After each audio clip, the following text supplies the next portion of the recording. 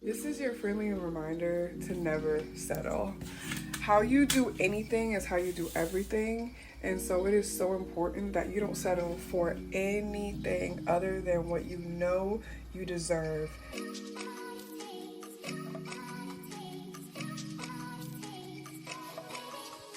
Hey, it's Ashley Cloud, and it's February, the best month of the year. Also happens to be my birthday month, Black History Month, Fashion Week, and so many other things. And because this is one of my absolute favorite months of the year, I wanted to give you a present. 5 life lessons that I've learned to celebrate my 35, 39 birthday. So, yes, this month I am turning 39 years old. I am not someone who shies away from growing older because I do not take any day, any year for granted. I see it as a blessing to be able to still live and breathe every single day. I am excited to enter into this last year of my 30s with so much wisdom. And part of that wisdom is knowing that there is so much more that I will learn in this life. I thought that it would be a great way to celebrate this last year and just share some of the things that I've learned throughout my life. I feel like I've been through it in my 30s. I've had high highs, I've had low lows, and everything in between. And honestly, I wouldn't change any of it because I feel like it all has led me to where I am now. I feel excited for the future, knowing what I know, knowing that I don't know everything, and still feeling peace and joy and so much gratitude for this new year of life. The first lesson that I learned in my 30s was that we are all babies. We are just all big babies. And what I mean by that is when you think about a baby, what do they do most of the time? They cry, right?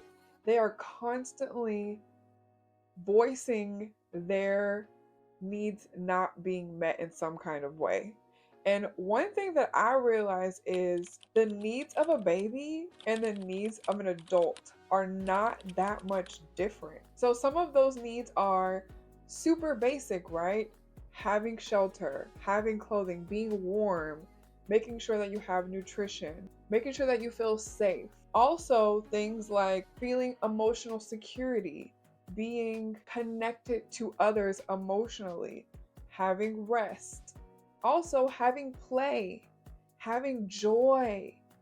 All of these things are the same exact things that babies need and adults need. The only difference is who is actually meeting those needs and how are those needs getting met. One thing that I realized in my 30s is that I was going around living my life with a lot of my needs not getting met. And I was just like, well, I guess this is just what it is.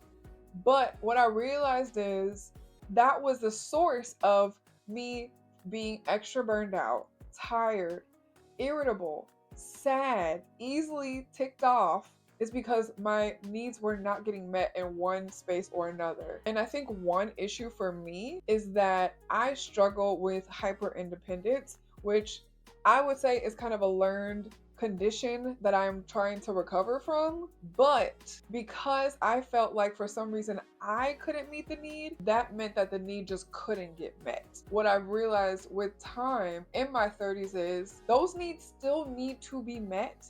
And as an adult, it is your responsibility to make sure that your needs are met. But you don't necessarily have to be the one to meet that need.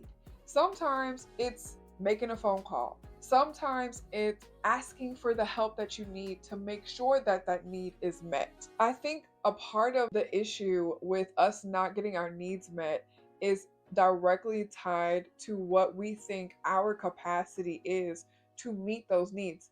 And what I've realized over time is I don't have to be the one to meet that need. It does need to get met, but I don't have to be the one to meet the need. When you're a baby, going back to what I said, when you're a baby, all of those needs need to get met, but you have, for the most part, you look to your parents to meet those needs, and that's it. But when you grow up, now it's not so much your parents' responsibility to meet those needs. It's your responsibility to make sure that those needs are met. So I think that keeping this in mind with yourself and with others is really powerful, because living in New York City, I am constantly surrounded by a bunch of big babies whose needs are not getting met, and instead of me meeting them when they're irritable or going off, if you've seen any videos of people in New York going off, I get it. I get it. It can be a very uncomfortable place to live in some respects. And so when I am faced with someone who is a big baby whose needs aren't getting met, I can be a little bit more compassionate and understanding when they're popping off, because I can just see them for what it really is. And it's like, oh, you're just a big baby who doesn't have all their needs being met. And I really hope that you can get those needs met so that you're not acting a fool. I think that it's crucial to remember this and realize that you are just a big baby. Your needs still need to be met, and you have to make sure that you are in tune with yourself so that you can actually realize and check in and say, wait a minute, there's a need that's not getting met here, and what is it? This actually takes me to number 2 of one of the biggest lessons that I learned in my 30s, which is self-care is paramount. Self-care is essential in your 30s, in your life, period. Once you are independent and you are on your own, sure, like I just said, some things are for other people to help you take care of yourself, but you still have to be the one to identify what those things are that need care. And I think that it's so important to have your own self-care routine so that you are constantly in tune with yourself, with your body, with your mind, with your spirit. When things are a little bit off, when things are out of alignment, you're able to identify it and say, something isn't right here. I need to go to my little self-care toolbox, work on some things so that I can get back in alignment and feel more grounded and centered and feel as if my needs are actually being met. Some of the things that are in my self-care toolbox are therapy. Number 1 is therapy. Therapy has been life-changing for me.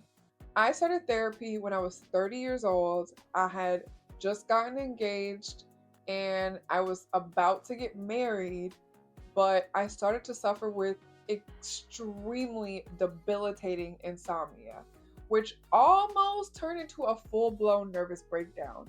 And guess why? Because I wasn't supposed to marry that man.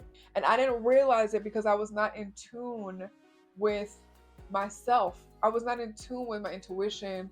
I was not in tune with what was going on emotionally, psychologically, to even realize what was happening to me. So through therapy, I have been able to, one, get out of that situation, face it for what it was, face myself, face the situation, face so many demons that I've been fighting my whole life, really build a better mental health for myself. My mental health has improved greatly since I started therapy, because now I have an outlet to speak to someone who's objective, non-judgmental, has the skill set and the ability to actually help me work through life's challenges, some current, some way from back in the day that I've just been carrying with me for years, didn't even realize it. And it's just made me such a much better human, and it's just made me much more equipped to deal with life as it comes. And I've learned so much in therapy so that when things do come up, I know how to handle them much better. Another thing that is in my toolbox is meditation. Oh my gosh.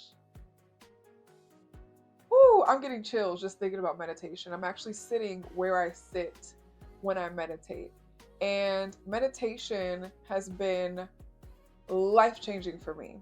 And I started meditating after a few years of practicing yoga, which, when you practice yoga at the beginning of a lot of classes and towards the end, there's like a little bit of meditation going on. They usually want you to kind of calm down, get centered, go within the body, and all these things. And what I realized was I really enjoyed that time. And there were times when I would be in a yoga class and it would be time to start moving, and I'm like, I kind of want to just sit here for a little bit. I'm feeling something. I feel like something is being communicated to me, and I really want to just sit here and listen to what that is. And so yoga is definitely one of those things that are in my toolbox, but also meditation, because meditation allows me to slow down, to go within. And one thing that I think we don't do enough of is listening to ourselves, listening to our intuition, listening to our inner knowing. We're constantly bombarded with social media and everyone talking to us so much all the time, so many distractions that it can be hard to even hear your own voice. And so meditation allows you to completely calm down, breathe in and out, and just listen to your own thoughts. And one thing that's amazing about meditation is that it allows you the opportunity to actually pay attention to what you're thinking. So you can get into your subconscious mind and realize what kinds of underlying beliefs you have that you might not even realize that you have, that you are literally living your life based on. So you don't want to judge yourself for the thoughts that you have, because you want to create a very open and honest space with yourself, because you can lie to yourself. Trust me, I've done it before. That's how I ended up in a whole engagement and almost marriage, because I was lying to myself. You can be honest with yourself and you're not going to judge yourself for what you think, but you are going to sit down with the thoughts and be like, ooh, baby, no. That's an unacceptable thought. And I don't want to take that thought any further. I want to sit with it and work through it. Bring it to your therapist and say, hey, I'm having this belief. I don't know where it's coming from. Can we work through that? Work through it and get on the other side of it. Another thing that's in my self-care toolbox is journaling. This is another form of meditation where you're getting out of your head and you're putting what's in your head on paper. Sometimes it's really helpful to be able to actually see what you're thinking. I'm a very visual person. I'm a visual learner, and I learn through reading what I wrote about myself, what I'm thinking, what I'm going through, and it really does help me work through some of the things that I'm experiencing in life. Another thing that's in my self-care toolkit is prayer. I'm going to talk about this a little bit more later, but prayer is essential. Prayer is this is how I start my day. I'm going to just give you my morning routine that has been it's just so good. It's just so good, and it's just such a great way to start every day. As someone who's a super big overthinking, busybody, trying to do everything in the world, super ambitious person, it's great to start off my morning slow. So what I do every morning is I wake up, I pray, I meditate, and sometimes I journal about what I meditated and prayed about so that I can memorialize it and really sit with it, because I really want to get down to business and figure out what's going on here. I don't want to just pray and meditate and move on with my day. If there's something that comes up that I'm like, I need to address this, then let's address it. Whether it's now or later, sometimes I'll just jot down like a few words and then I'll be like, okay, I'll come back to this and I'll like do a more expansive journaling on it. Or I will take it to my therapist and say, this is what came up in my meditation. Can we talk about this? A couple other things that are in my toolbox: rest. This is something that I am not the best at. I'm working on it. I'm getting much better with rest, not feeling guilty for resting, because again, we are all big babies. Rest is a requirement. We have to rest. We can't do anything without rest. We can, but we're going to be half-assing it. And we don't want to do that. We want to go all in on it, but we want to have all the energy to be able to do that. And if you don't get the right rest, you are operating on fumes, and you're just not going to be putting out the best that you can had you gotten the rest that you need. Another one that is big in my toolbox is playing. I love to play. A lot of times my play might look like working out, just goofing off with my friends, hanging out, going to the park, riding my bike, traveling, whatever it is. I love to do karaoke. That's actually what I'm doing for my birthday this month. Just playing things that make me happy, things that make me laugh, things that bring me joy. That is a part of self-care. That is not a luxury. It is a requirement. Like I said before, we are big babies. Babies love to play. Why? Because it is a need. We have to have that in our lives. It gives us balance. It gives us an opportunity to get out of some of the humdrum parts of life that we just have to live. It gets us in a place of fluidity, creativity, and just enjoyment. Like, what is the point of living if we don't have time for play? Like, what are we doing here? Why are we doing all this for? That's what it's all about at the end of the day, is to play. I want to play forever. Like, I'm going to keep saying it. I'm a big baby. We're all big babies. We love to play. We just got to find the kind of play that works for us. But I think this is also a great self-care mechanism. Going back to what I said about prayer, staying close to God is number 3. That is one of my biggest lessons from my 30s. I have had my times where I strayed away. It was a big mistake. Then I always found my way back. One of those times was after I lost my father. I strayed away. I was upset. I was mad. I felt hopeless. And I got totally off track on my dreams of going to law school. I had just graduated college. I was supposed to only take a year off, and it turned into 3. Eventually, I started hearing God again, and he's like, hey, didn't you say you wanted to go to law school? What's going on with that? I'm here if you want to talk about it. I slowly made my way back to God, and it was just, I still remember that time. I'm like getting emotional about it now. I remember driving around in my car in Houston. It was like I was riding around in my car, and this might sound crazy to some people, but work with it. I remember riding around in my car listening to gospel music, and it was like he was sitting in the passenger seat of the car while I was driving around, talking to him about my dreams. I'm living it now. Woo, okay. Then I went to law school. All the work that we had done together, I was like, all right, God, cool. Thank you for everything. I got it from here. Tried to do law school on my own. I did okay. I did pretty well, but I strayed away. It wasn't because I was like mad. It was just, I had this weird thing where I was like, I feel like God has done so much for me. Like, I feel like I should do more for myself. Like, I don't want you to be worried about me. Go take care of other people right now. Which is like, huh? That's not how it works. But that's where my mind was. I was like, I got it from here. I'll take care of it. No, that's not how it works. My self-esteem was in the trash. I had so much self-doubt, a lot of anxiety. I mean, law school will do that to you, I'm not gonna lie. I lost sight of God, and that's how I ended up in that relationship. And God started tapping me on my shoulder. Hey, I don't think this is the one for you. I literally ignored God. I rejected him. I still asked for forgiveness for that, because it was really just God trying to save me. But I got in my own way, and I thought I knew better.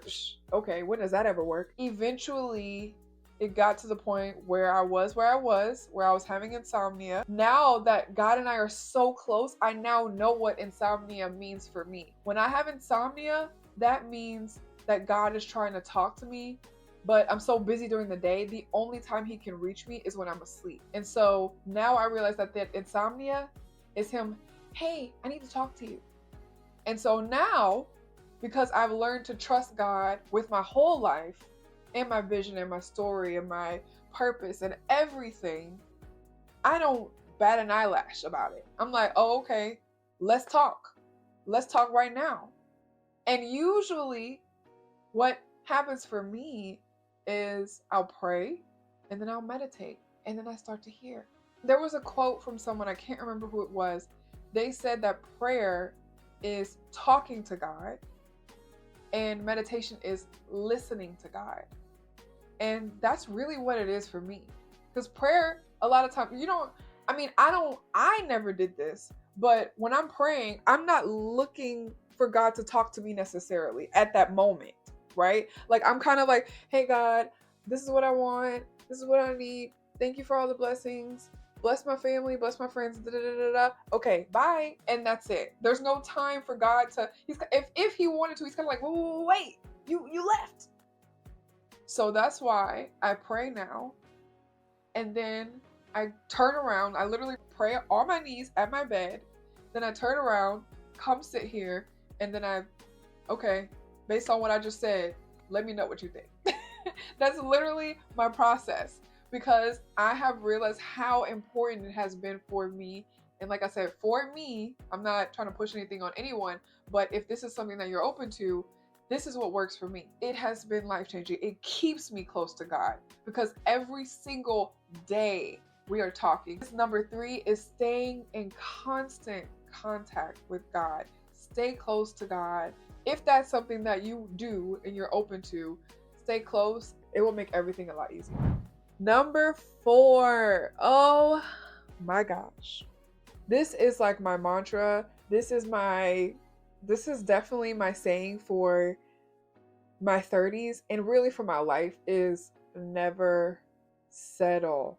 If anyone knows me even a little bit, if you've been here for a while, this is my 4th video, but still, if you've been here for a while, if you follow me anywhere else, you will know that this is my mantra. This is how I live my life. Do I always do exactly that and never settle? I wish. I'm working on it. It's always a constant reminder. But this became a mantra for me after I walked away from my engagement and decided to focus on me and living out my dreams and not sacrificing my dreams, my needs, my wants, my desires, my purpose for anyone or anything ever again. Because I realized that when we settle, basically what we're saying is, I'm not willing to wait for what I really want and need. I'm just gonna get what I can get right now. Now, I'm gonna be honest with you. There are some times when, yeah, you do gotta settle. But a lot of times it's for things that are like, one, if you're in survival mode, right? Like, if you're like, okay, I got $10. I can only afford, a loaf of bread, some sandwich meat, some mayonnaise, some lettuce, and that's gonna get me through the week, okay? Even though that's not what you want. Okay, I get that. I totally understand that. That's not what I'm talking about though. I'm not talking about when you're in survival mode. I'm talking about things like settling for a job, settling for a man or a woman, or just a person, period.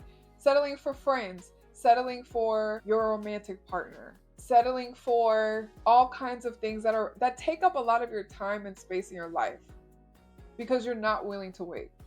I am a living testament of it's worth the wait. And I'm still waiting. So the main thing I was talking about was a romantic partner. I'm still waiting. But baby, guess what? I have been living my best life while I wait. And I thought for some reason that settling would have been better than just waiting. I can tell you from my own experience, from talking to people who are much older than me, who are much wiser than me, across the board, they say the same thing. Don't settle. It's better to not even go down that road if you can. If there is any way possible to not settle, don't do it. Don't ever settle in any respect where you can. If you can help it, and then you got to be really honest about yourself. Sometimes we'll say, I can't help it. Yes, you can. You're just being a little thirsty and a little desperate right now. And you got to just call it what it is. But you have to be aware to even know that, which kind of takes you back all the way to the top of what I said. Being in tune with yourself, meditating, and realizing that you're a big baby, and knowing that your needs do have to get met, but they have to be met in the right way.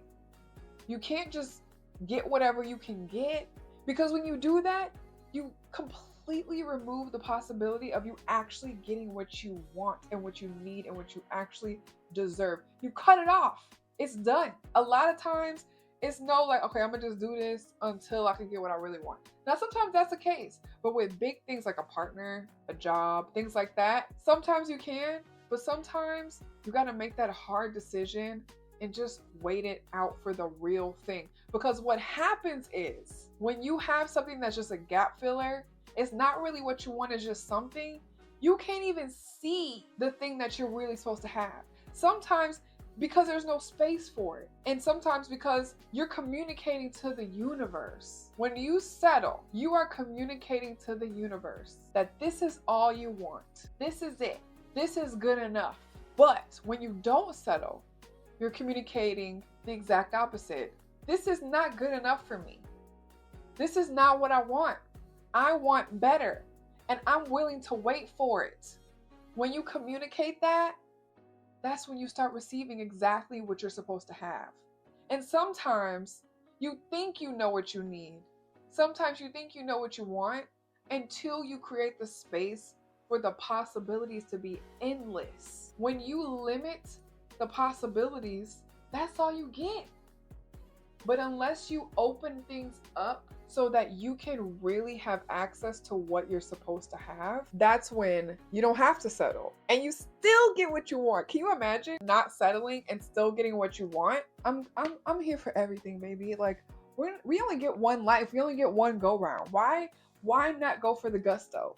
You know, why not get everything that this life has to offer instead of just what one person is willing to give you? And that's the thing to remember too, is don't ever be so tied to the source of your needs getting met to where you feel like this person has to meet the need. If they're not the person, if they can't meet the need, it's not a matter of adjusting the need, it's a matter of adjusting the person. Keep that in mind. Okay, wow, that was bars right there. Whoa. So the last lesson that I have for you is to keep the promises that you make to yourself. This is huge. Me sitting here right now is me keeping a promise to myself. Normally I would be working right now and putting content creation off to the side, but then I know where this goes for me. When I don't allow myself to express myself in all the ways that I want to, it slowly eats at my self-esteem and my self-care, and I turn into a big baby, doesn't have their needs being met, and I realize I'm off alignment. And then I have to go into meditation. And then I realize, Ashley, you have not been keeping the promises that you made to yourself. And one of those is making sure that you are expressing yourself creatively. So that's why I'm here, to make sure that I keep the promises to myself. This is something that is crucial to your confidence, to your self-esteem, to combating self-doubt, because you are letting yourself know that you can be trusted, that you do the things that you say that you're going to do, and that you're deserving of that you are deserving of someone keeping their word to you. And you're the first one that has to show yourself that. You can't just look to other people to keep the promises that they make to you. You also have to keep the promises that you make to yourself. If you ever struggle with self-worth, as I've struggled with all the things that I mentioned, self-doubt, self-worth, confidence, all of these things, if you just work on keeping the promises that you make to yourself, it is slowly going to chip away at those parts of you that feels like you don't deserve certain things. One thing that I like to do on a regular basis is do things that scare me, because I know that's going to build my confidence as well. But even in order to do the thing that scares me, I have to make the promise to myself that I'm going to do something that scares me so that I can continue to prime myself, to refine myself, to improve myself, to grow. So those are my 5 life lessons that I've learned in my 30s. I wish I would have known these earlier. It took me the entire decade to learn them. Some of this is just really hitting my psyche really hard in going into my 39th year. So I hope that these are helpful for you. Please let me know what you think. about these lessons that I've shared with you. If there are any that you believe should be on this list or some that you have learned, please leave them in the comments. Let's give people a life hack so they don't have to learn the hard way when it comes to certain things. I tend to be hard-headed, so I tend to need to learn the lesson myself by going through some things. But if there's an opportunity for someone to not have to go through all the ups and downs of life to learn these lessons, why not? So thank you so much for watching this video. If you've enjoyed it, please make sure you like, comment, and subscribe. Share it if it inclines you, and I hope to see you in the next one. And happy birthday to me!